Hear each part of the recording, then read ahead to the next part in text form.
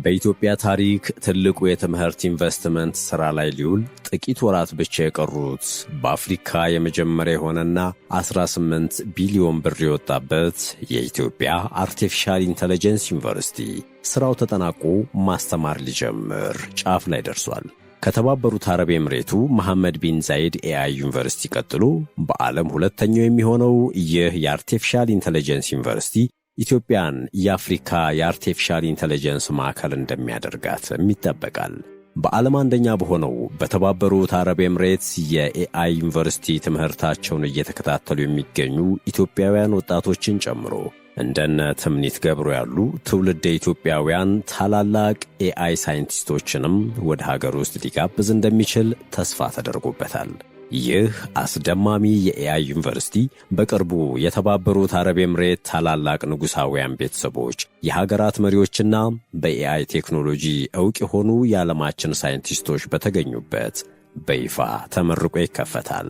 ለመሆኑ ይህ የኢትዮጵያ የኤአይ ዩኒቨርሲቲ እያደገችና በቀጠናው ሀያል እየሆነች ለመጣችው ኢትዮጵያ ምን ይዞ ይመጣል? የኛ የኤአይ ዩኒቨርሲቲና ተቋም በአፍሪካ ውስጥ ስመጥር መሆን እንዲችል የተስተካከለ መሰረት ይዞ እንዲነሳ በሪፎርም ውስጥ አንደኛ ቁልፍ ጉዳይ አድርገን ስንሰራ ቆይተናል። ብዙ ውጤት አግኝተንበታል። ከዚህ በላይ ደግሞ ለልጆቻችን ውጤታማ ዘመን ይፈጥርላቸዋል። ሰላምና ጤና በያላችሁበት የምንመኝላችሁ የመሿለኪያ ቻናል ቤተሰቦች ለዛሬ የጠቅላይ ሚኒስትር አብይ አህመድ የፓርላማ ንግግርን ተከትሎ እያነጋገረ ስለሚገኘውና በአፍሪካ የመጀመሪያው በዓለም ሁለተኛ ስለሚሆነው የኢትዮጵያ አርቲፊሻል ኢንተለጀንስ ዩኒቨርሲቲ ግንባታና ስላለበት ሁኔታ እንዲሁም በዓለም አንደኛ ስለሆነው የኤአይ ዩኒቨርሲቲና በዩኒቨርሲቲው እየተማሩ ስለሚገኙት ኢትዮጵያውያን ያልተሰሙ መረጃዎችን ልናጋራችሁ ወደናል። እንደተለመደው ለቻናሉ አዲስ የሆናችሁ ቻናሉን ሰብስክራይብ በማድረግ ቤተሰብ እንድትሆኑ እየጋበዝን እስከ ዝግጅታችን ፍጻሜ አብራችሁን ቆዩ የሚለው የአክብሮት ግብዣችን ነው።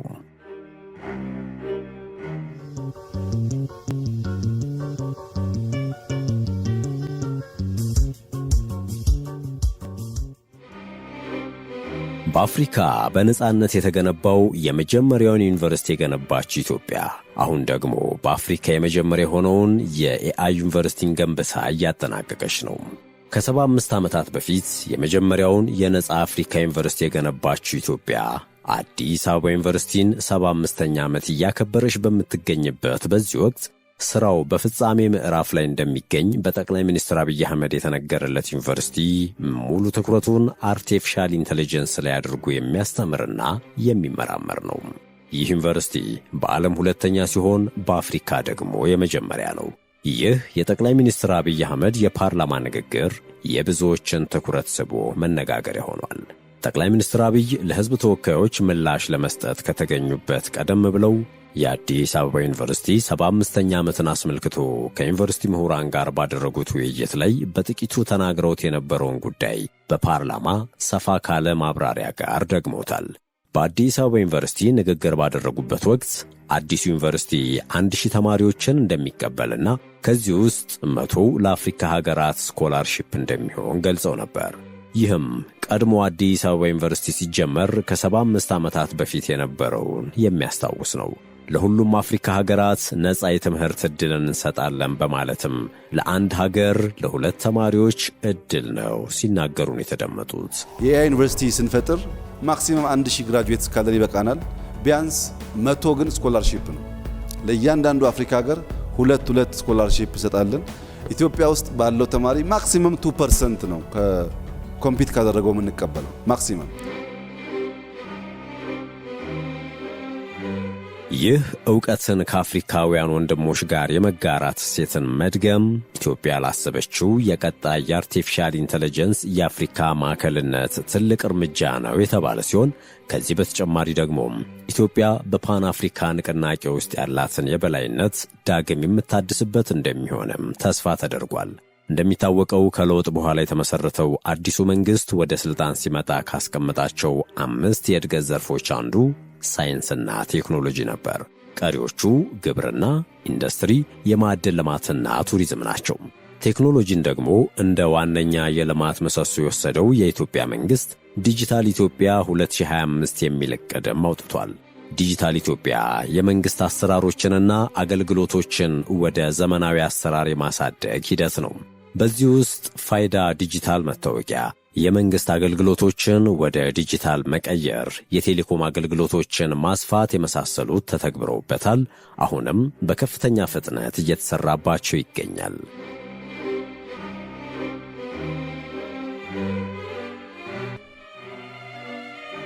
በአሁኑ ወቅት በአፍሪካ የመጀመሪያ የሆነውን የአርቲፊሻል ኢንተለጀንስ ዩኒቨርሲቲን እያቋቋመች የምትገኘው ኢትዮጵያ ከዓመታት በፊት የአርቲፊሻል ኢንተለጀንስ ኢንስቲትዩትንም ስታቋቁም የመጀመሪያዋ አፍሪካዊት ሀገርም ነበረች። እንደ ዓለም አቀፍ መረጃዎች ከሆነ ኤአይ በ2030 ለዓለም ኢኮኖሚ $16 ትሪሊዮን እንደሚያበረክት ይጠበቃል። እናም እዚህ ዕውቀትና ሀብት ላይ ኢትዮጵያም ድርሻዋን እንድታገኝ ያቀደው መንግሥት ይህን ዕውቀት በሕግ ለመደገፍ አዋጅ አውጥቷል። ከ6 ዓመታት በፊት በአዋጅ ቁጥር 1263/2014 በፓርላማ ጸድቋል። በዚህ አዋጅ የተቋቋመው የአርቲፊሻል ኢንተለጀንስ ኢንስቲትዩት በዶክተር ወርቁ ጋቸና ዋና ዳይሬክተርነት የሚመራ ሲሆን ዋና ተግባሩም ኢትዮጵያ የያዘችውን የአርቲፊሻል ኢንተለጀንስ ፖሊሲን መተግበር ነው። ዳይሬክተሩ ዶክተር ወርቁ ጋቸና የአዲስ አበባ ዩኒቨርሲቲ ምሩቅና የመጀመሪያ ዲግሪያቸው በኮምፒውቲንግና ቴክኖሎጂ ሪሌትድ መስኮች እንደሆነ የሊንክዲን ፕሮፋይላቸው ጥቆማ ይሰጣል። በአዲስ አበባ ሳይንስና ቴክኖሎጂ ዩኒቨርሲቲ የዶክትሬት ዲግሪያቸውን በቴክኖሎጂ ወይም ኤአይ ኮምፒውተር ሳይንስ ዘርፎች የያዙ በማሽን ለርኒንግ ሞዴልስ፣ ኤአይ እና ሳይበር ሴኪዩሪቲ ጥናቶችን የጻፉ እንዲሁም በኢንሳ በሙያተኛነትና በአመራርነት ያገለገሉ መሆናቸው ለቦታው በጥንቃቄ ብቁ የሆነ ሰው ተመርጦ እንደተመደበ ያሳያል። ኢንስቲትዩቱ ከምስረታው ማግስት ጀምሮ ሩቅ በማለም የሰመር ካምፕ በማዘጋጀት ከአንደኛ ክፍል ጀምሮ እስከ 12ኛ ክፍል ያሉ ታዳጊዎችን በየዓመቱ ለ2 ወራት በክረምት ወቅት ዓለም አቀፍ ደረጃውን በጠበቀ መልኩ ላለፉት 4 ዓመታት እየሰጠ የሚገኝ ሲሆን የበቁ ታዳጊዎችን ከወዲሁ ለቀጣዩ ዩኒቨርሲቲ በማብቃት በኩል አስደማሚ የሆነ ቅድመ ዝግጅት መጀመሩ ሌላው አስደማሚ የሆነ ስኬት ነው። ትራንስፎርማቲቭ የሆነ ጀርኒ ነበር ያሳለፍነው። ከ2 ወር በፊት የነበረው ራሴን ናትናኤልን እና ከ2 ወር በኋላ የማውቀው ናትናኤል በጣም ትልቅ ዲፍረንስ ነው ያለው በሁለቱ መካከል። ራሴን ዓለማችን እየሄደችበት ባለው መንገድ ውስጥ ማስገባት ችያለሁ ማለት ነው። እዚህ ኮርስ ላይ ከገባን በኋላ የሆነ ትንሽ ኢንትሮዳክሽን አይነት ነገር ሰጡንና ከዛ በኋላ ኢንትረስታችንን በምን እንደሆነ እንድንለይ ረድተውናል ማለት ነው። እና ከዛ ውስጥ የተለያዩ ነበሩ። ከዛ መሃል ደግሞ ማሽን ለርኒንግ መርጬ አሁን እየተማርኩ ነው። ኢትዮጵያ እየገነባች የሚገኘው በአፍሪካ የመጀመሪያው በዓለም ደግሞ በተባበሩት አረብ ኤምሬቶች ዩኤኢ ከሚገኘው ሙሐመድ ቢን ዛይድ የኤአይ ዩኒቨርሲቲ ወይም ኤምቢዜድ ዩኤአይ በመቀጠል ሁለተኛው የአርቲፊሻል ኢንተለጀንስ ዩኒቨርሲቲ በአቡዳቢ የሚገኘውን መሐመድ ቢን ዛይድ ዩኒቨርሲቲ ኦፍ አርቲፊሻል ኢንተለጀንስን ሞዴል የተከተለ እንደሆነ መረጃዎች ይጠቁማሉ። ይህ የአቡዳቢ ዩኒቨርሲቲ ምርምር ላይ ትኩረቱን ያደረገና በ2019 የተቋቋመ ሲሆን ዋነኛ ትኩረቱ የተባበሩት አረብ ኤምሬትስ ያቀደችውንና የኤአይ ፈጠራ ማዕከል የመሆን ራዕይዋን ለማሳካት የተከፈተ ነው። ዩኒቨርሲቲው በአሁኑ ሰዓት በመጀመሪያ ዲግሪ ደረጃ ሳይንስ ኦፍ አርቲፊሻል ኢንተለጀንስ በሁለት መንገድ ይሰጣል። አንደኛው በኢንጂነሪንግ ሲሆን ሁለተኛው ደግሞ ለንግድ አገልግሎት ነው። በሁለተኛና ሶስተኛ ዲግሪ በኮምፒውተር ቪዥን፣ ማሽን ለርኒንግ፣ ናቹራል ላንጉጅ ፕሮሰሲንግ፣ ሮቦቲክስ፣ ኮምፒውተር ሳይንስ፣ ስታቲስቲክስ ኤንድ ዳታ ሳይንስ፣ ኮምፒውቴሽናል ባዮሎጂ፣ ሂውማን ኮምፒውተር ኢንተራክሽን ይሰጣል። በዚህ ዩኒቨርሲቲ ውስጥ በአሁኑ ሰዓት ከ60 በላይ ኢትዮጵያውያን ተማሪዎች በርካቶቹ በፒኤችዲ ደረጃ ትምህርታቸውን እየተከታተሉ እንደሚገኙና ባለፉት ጥቂት ዓመታት የኢትዮጵያውያን ተማሪዎች ቁጥር በፍጥነት እየጨመረ እንደመጣም ከተቋሙ የተገኙ መረጃዎች ያመላክታሉ። ዋና ካምፓሱ ማስዳር ሲቲ በተባለ የአቡዳቢ ክፍል ላይ የሚገኝ ሲሆን ማስዳር ሲቲ ደግሞ የቀጣዩ ዘመን የከተማ ሞዴል የምትባል ናት። ይህች የታዳሽ ኃይልና ንጹሕ ቴክኖሎጂ ሊቪንግ ላቦራቶሪ የምትባለው ከተማ ሙባዳላ ኢንቨስትመንት ካምፓኒ የሚባል የግል ድርጅት በ2006 የመሠረታት ናት። ዜሮ ብክለት ያለባት ከተማ ስትሆን የምትጠቀማቸው ኢነርጂዎች በሙሉ ታዳሽ ሲሆኑ በልዩ ኢኮኖሚ ዞኗ ውስጥ ዩኒቨርሲቲውን ጨምሮ 1000 ድርጅቶችን ታስተናግዳለች። እንደ ደረጃ 4 ያሉ አሽከርካሪ አልባ መኪኖችም እየሰሩ የሚገኙባት ከተማም ናት።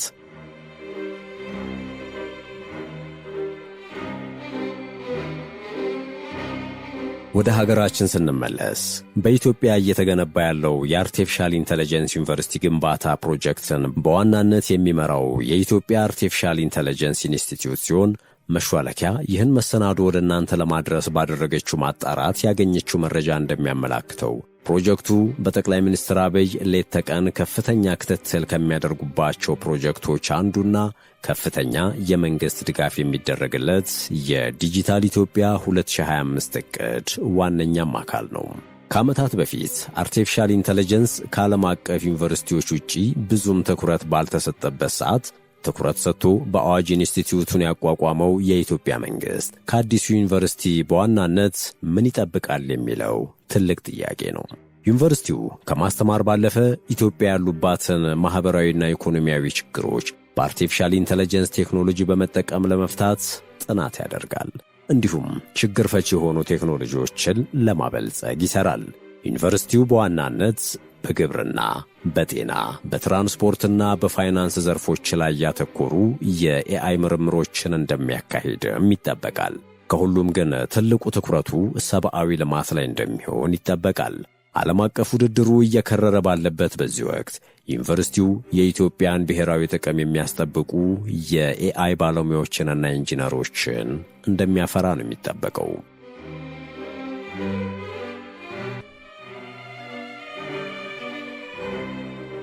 ሙሉ ስሙ ኢትዮጵያን አርቲፊሻል ኢንተለጀንስ ዩኒቨርሲቲ ኢኤአይዩ የሚሆነው ዩኒቨርሲቲው ዋና ግቢው የሚሆነው ቡራዩ ነው። ዩኒቨርሲቲው አሁን እየተገነባ የሚገኘው ቡራዩ በቀድሞ የኢንፎርሜሽን ኔትወርክ ሴኩሪቲ አዲስ አበባ ካምፓስ ቦታ ላይ ሲሆን ለዩኒቨርሲቲ አገልግሎት የሚሆኑ ሕንፃዎችና ዳታ ማዕከልም በዚሁ ግቢ ውስጥ እየተጠናቀቀ ይገኛል።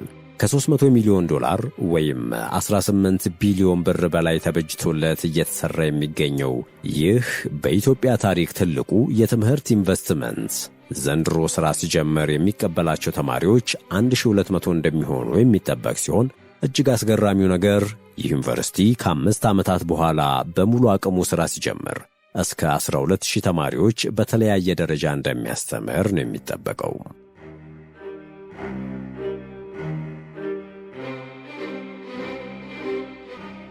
ኢትዮጵያ ይህንን ዩኒቨርሲቲውን ለማድረግ ከተባበሩት አረብ ኤምሬቶችና ከሌሎች የቴክኖሎጂ ተቋማት ጋር የትብብር ስምምነቶችን አድርጋለች።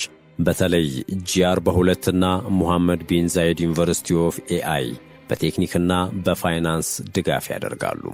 ጂ42 ወይም ግሩፕ 42 የሚባለው አዲስ የሚከፈተው ዩኒቨርሲቲ በዓለም ላይ ካሉ ታላላቅ የአርቲፊሻል ኢንተለጀንስ ድርጅቶች ጋር የሚሠራ መቀመጫው አቡዳቢ ሆነ የቢሊዮኖች ዶላር ግምት ያለው የግል ድርጅት ነው። የዚህ አዲስ ዩኒቨርሲቲ መከፈት ለኢትዮጵያ ብቻ ሳይሆን ለአፍሪካና ለመላ ጥቁር ሕዝቦችም የሚኖረው ዋጋ ትልቅ እንደሆነ ተስፋ ተደርጎበታል። ምክንያቱም የአፍሪካንና የሕዝቦቿን ችግሮች በራስ አቅም ለመፍታት ከማስቻል ባሻገር በአፍሪካውያን የኤአይ ሳይንቲስቶች እንደ ልካቸውና ነባራዊ ሁኔታን አሰናስለው በሚያበጇቸው የኤአይ ዕውቀቶች የአህጉሪቷን ችግር ያለ ዘረኝነትና የምዕራባውያን ጣልቃ ገብነት እንዲፈቱት በማገዝ አፍሪካ በኤአይ ቴክኖሎጂ ዘርፍ ጥገኛ እንዳትሆን በማድረግ ከፍተኛ አስተዋጽኦ ይኖረዋል ተብሏል።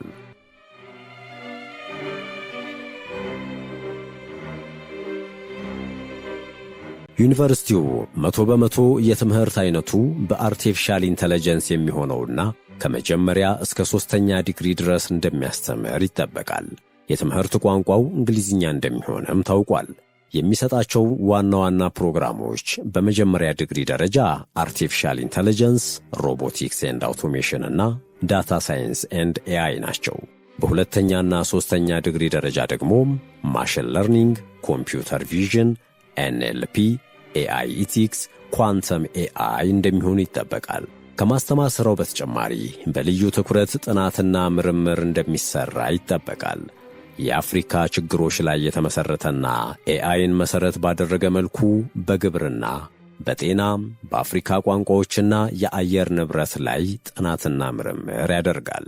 በአሁኑ ወቅት በዋናነት የአርቲፊሻል ኢንተለጀንስ ዩኒቨርሲቲውን ግንባታ እየመራ የሚገኘው የኢትዮጵያ አርቲፊሻል ኢንተለጀንስ ኢንስቲትዩት ነው።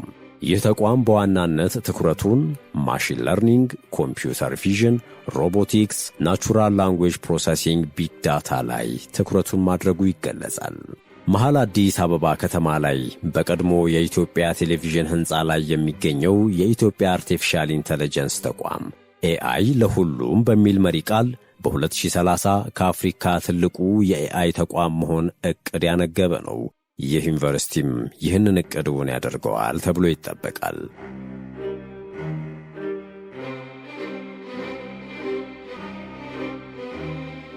ሌላው ሳይነሳ የማይታለፈው ነጥብ የዚህ ዩኒቨርሲቲ ትልቁ በረከት ጠቅላይ ሚኒስትር አብይ እንደተናገሩት ለወንድም አፍሪካውያን የሚፈጥረው የትምህርት ዕድል ነው። ይህ ደግሞ በዓለም ዙሪያ የሚገኙ በአርቲፊሻል ኢንተለጀንስ ላይ የሚሰሩ አፍሪካውያንን የሚጋብዝ ይሆናል። እንደ ትምኒት ገብሩ ያሉና በዓለም አቀፍ ደረጃ የአርቲፊሻል ኢንተለጀንስን በተመለከተ ጥናትና ምርምር የሚያደርጉ ሳይንቲስቶችን የመሳብ አቅም ይኖረዋል። ብላክ ኢን ኤአይ መስራቿ ትምኒት ገብሩ ትውልደ ኢትዮጵያዊት አሜሪካዊት ስትሆን በተለያየ ጊዜ የአርቲፊሻል ኢንተለጀንስ እድገትና ስነ ምግባር ላይ በምታነሳቸው ሐሳቦቿ ትታወቃለች። ብላክ ኢን ኤአይ ለትርፍ ያልተመሰረተ ነገር ግን ጥቁሮችና አፍሪካውያን በመጪው ቴክኖሎጂ ጥቅማቸውና ክብራቸው እንዳይነካ የቅስቀሳ ሥራ የሚሠራ ግብረሰናይ ድርጅት ነው። በተለይም በፍጥነት እያደገ ያለው የአርቲፊሻል ኢንተለጀንስ ጥቁሮችንና ሴቶችን ያማከለ አይደለም፣ ይህ ደግሞ ሆን ተብሎ እየተደረገ ያለ ነው የሚለው የትምኒት መከራከሪያ ከምትሠራበት ጎግል እንድትባረር ምክንያት ሆኗል።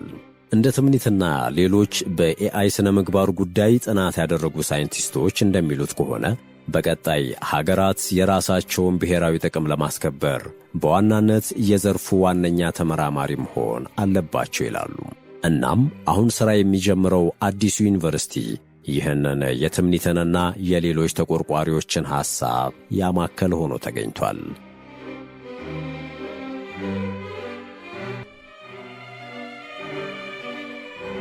በቅርቡም ኢትዮጵያ ያላትን ማኅበራዊና ኢኮኖሚያዊ ችግሮች በሰው ሠራሽ አስተውሎት ወይም ኤአይ በመታገዝ የምትፈታ በግብርና፣ በጤና፣ በትራንስፖርትና በፋይናንስ ዘርፎች ላይ ያተኮሩ የኤአይ ምርምሮችን ማካሄድ እንዲሁም ብቃት ያላቸውን ወጣት ኢትዮጵያውያን ተመራማሪዎችና ኢንጂነሮች በማፍራት በቴክኖሎጂ ዓለም ተወዳዳሪ እንድትሆን ማድረግ የሚያስችላት ታላቅና ከሀገር የተሻገረ ራዕይ ያለው የኤአይ ዩኒቨርሲቲ ባለቤትነቷን ለዓለም ልታበስር ቀናት እየቆጠረች ነው።